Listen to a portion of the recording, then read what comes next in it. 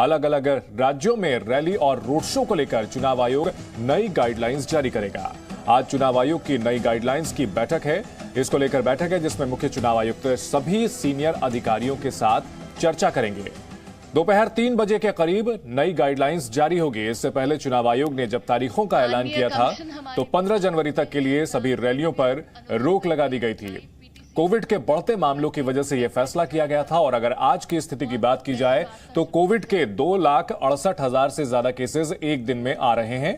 ऐसे में ये अंदाजा लगाया जा सकता है, ये उम्मीद लग रही है कि रैलियों पर रोक जारी रह सकती है। चुनावी राज्यों में रैली पर आज नई गाइडलाइंस जारी होगी।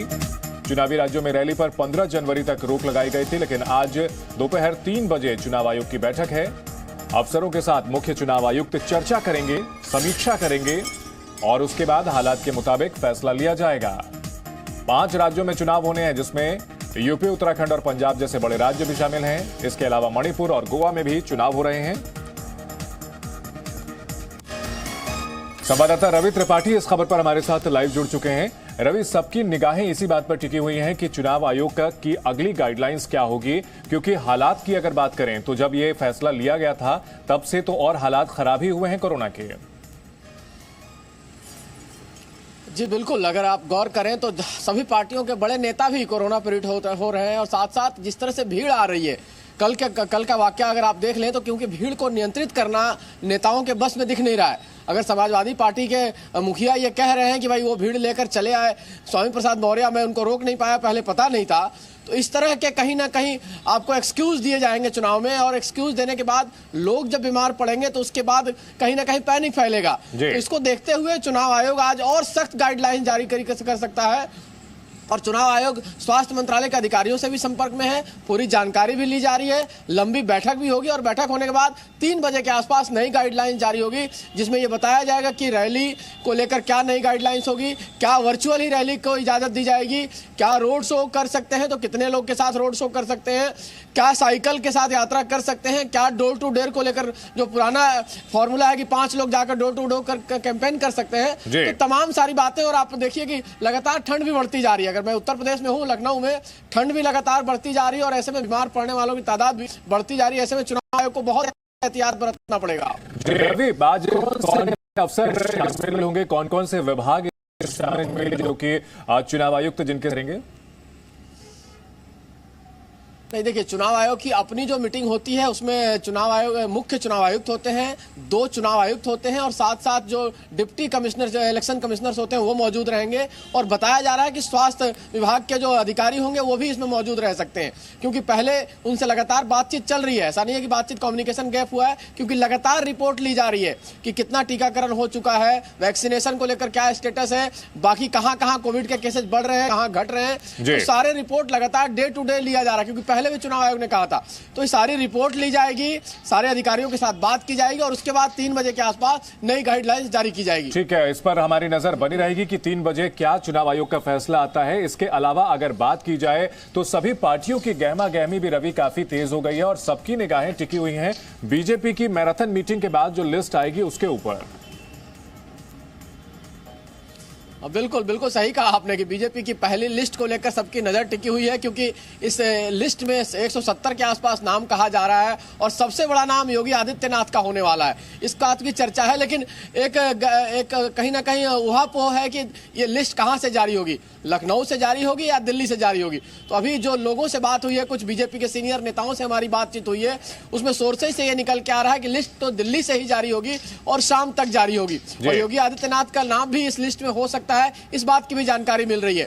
तो आज ही लिस्ट जारी होगी और आज शाम तक, क्योंकि अभी तक कोई जानकारी नहीं है ऑफिशियल, हमें भी जानकारी नहीं है और जिन नेताओं के पास जिससे हमारी बात हो रही है उनके पास भी जानकारी नहीं है इस बात की। जी बिल्कुल, और इन सब के ऊपर सवाल ये भी उठ रहा है कि जो पिछले 3-4 दिनों में हुआ है कि बीजेपी के कई नेताओं ने, कई मंत्रियों ने पार्टी छोड़ी है, तो क्या इसका असर भी इस लिस्ट पर देखने को मिलेगा? क्या ऐसी भी खबरें आ रही हैं कि पार्टी अपने ओबीसी नेताओं को, कद्दावर नेताओं को तरजीह दे सकती है?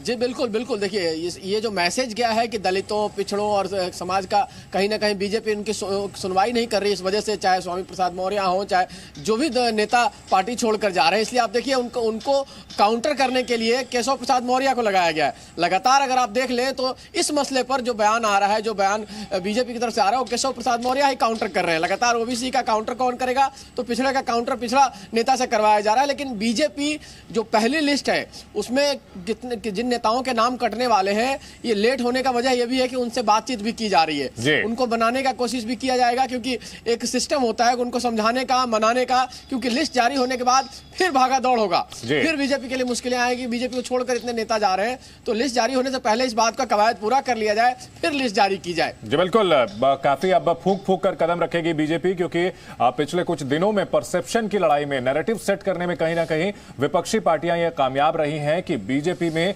ओबीसी नेताओं की पूछ नहीं हो रही है, और जो पार्टी छोड़कर जा रहे हैं नेता, वो भी लगातार ये आरोप लगा रहे हैं। इसके अलावा रवि, अगर बात की जाए दो मुख्य विपक्षी पार्टियों की, समाजवादी पार्टी और बीएसपी, वहां भी काफी हलचल आज रहने की उम्मीद है। समाजवादी पार्टी की दूसरी लिस्ट आ सकती है, वहीं मायावती जी का बर्थडे भी है।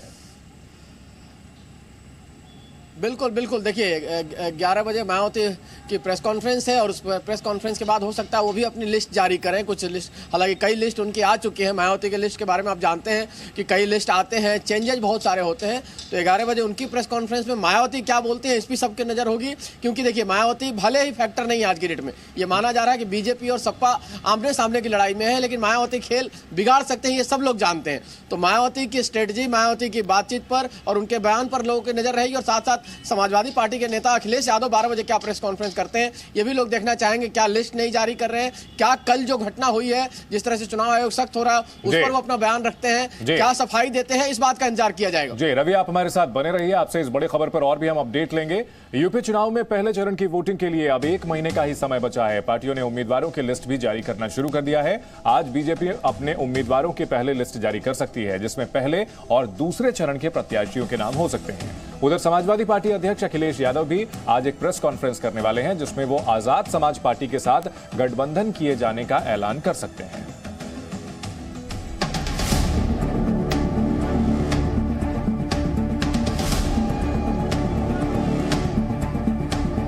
यूपी में मतदान की तारीख जैसे जैसे नजदीक आती जा रही है, वैसे वैसे सियासी पारा भी चढ़ता जा रहा है।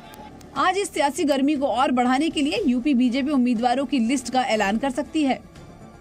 आशंका है कि पार्टी यूपी में पहले और दूसरे चरण के मतदान के लिए उम्मीदवारों के नाम का ऐलान कर सकती है। वहीं दूसरी तरफ अखिलेश यादव आज लखनऊ में एक प्रेस वार्ता करने वाले हैं। वैसे अब तक साफ नहीं हो सका है कि अखिलेश की इस वार्ता में किस मुद्दे पर बात होगी, लेकिन अगर सूत्रों की माने तो आज समाजवादी पार्टी एक और लिस्ट जारी कर सकती है। यूपी में उम्मीदवारों की लिस्ट को लेकर भी सियासी घमासान तेज हो चुका है। 2 दिन पहले आरएलडी और समाजवादी पार्टी ने उम्मीदवारों की एक लिस्ट जारी की थी, जिस पर बीजेपी ने हमला बोला है। डिप्टी सीएम केशव प्रसाद ने कहा कि जो लिस्ट जारी की गई है उससे ये साफ है कि अखिलेश अपराधियों, गुंडों और दंगाइयों का साथ छोड़ने को तैयार नहीं है।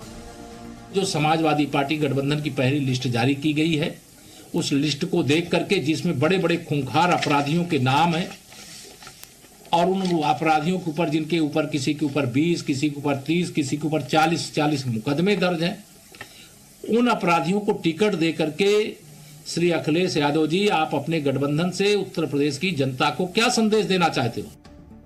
यूपी सियासी घमासान लिस्ट पर ही नहीं, नेताओं के दल बदल की नीति को लेकर भी जारी है। शुक्रवार को स्वामी प्रसाद मौर्य समेत कई नेता समाजवादी पार्टी में औपचारिक रूप से शामिल हुए। अपने भाषण में स्वामी प्रसाद मौर्य ने कहा कि हम लोगों के इस्तीफा देने के बाद बीजेपी के लोगों को अब नींद नहीं आ रही है। भारतीय जनता पार्टी, जिनको कभी विधायकों, सांसदों और मंत्रियों से बात करने का वक्त नहीं मिलता था, हम लोगों के इस्तीफा देने के बाद उनकी नींद हराम हो गई है, नींद ही नहीं आ रही है। लेकिन बीजेपी का दावा है इन नेताओं के जाने से उसे कोई फर्क नहीं पड़ेगा और वो यूपी में 2017 वाला करिश्मा ही दोहराएगी। चुनाव के रिजल्ट के बाद उनके आंसुओं के पहाड़ दिखाई पड़ेंगे, आप चिंता मत करिए। उत्तर प्रदेश में या देश के अन्य हिस्सों में भी भारतीय जनता पार्टी की जो राष्ट्रवादी विचारधारा है, वही विकास की धारा है और उसी विकास की धारा के साथ भारतीय जनता पार्टी लोगों के आशीर्वाद के साथ लगातार जाती रही है और इस तरह की एंट्री और एग्जिट से जो है भारतीय जनता पार्टी के ऊपर कोई फर्क नहीं पड़ता। यूपी में अब तक के सियासी घमासान से ये बात तो साफ हो चुकी है कि बीजेपी और समाजवादी पार्टी के बीच जोरदार टक्कर होने वाली है और लिस्ट के जारी होने के बाद ये घमासान और बढ़ेगा। लेकिन सियासी महाभारत में जीत किसकी होती है, ये तो जनता ही तय करेगी। Bureau report, ji media. Presenting B News app, available on Google Play and App Store. Download it now.